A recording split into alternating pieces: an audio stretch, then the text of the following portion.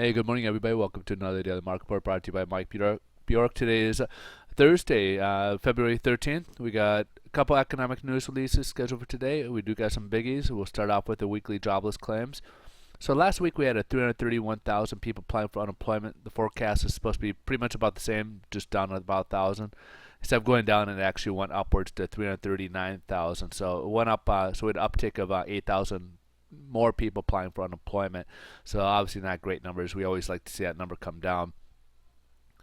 We also got the retail sales for the month of January, and we had a negative 0.1% growth in December was the forecast.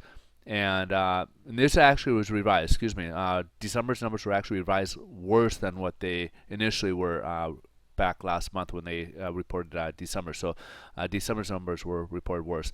So we're supposed to keep the same forecast for the month of January, and actually it was a lot worse than that. It was at negative 0.4%. So if we strip out the big ticket items like autos, we're going to have the kind of like a core retail sales.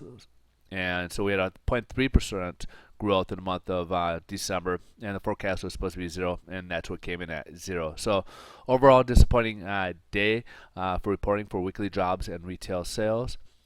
And then we also got the business inventories. So we had a 0.4% growth in increase in the inventories for the month of November.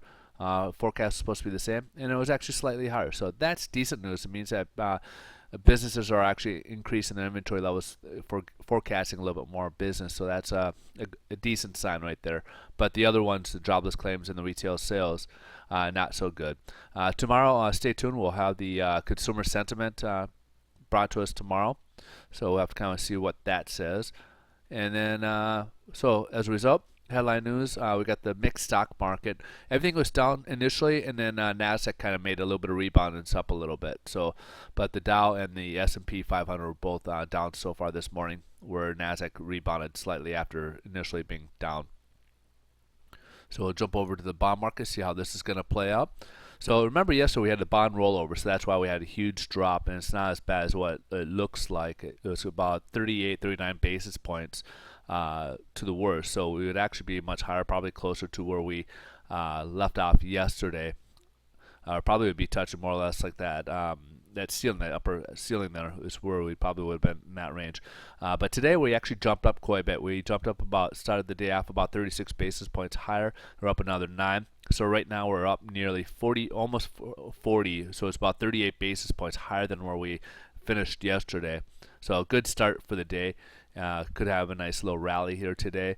I wouldn't be surprised if we touch that ceiling right now, the upper part of it, to kind of close up the gap, even though it's kind of an artificial gap with the bond rollover. But so far a good day. We have a nice. So basically, what it translates to is a little bit of an improvement in the interest rates today. So good sign. And again, tomorrow we got the consumer sentiment. We'll have to kind of wait and see what transpires. It'll kind of give us a gauge as to what the mood of the people, the consumers, are feeling as to if the economy is getting better or worse, or what their feelings are. So we'll have to wait and see. All right, folks, have a wonderful day. Thanks for watching, and we will see you guys tomorrow.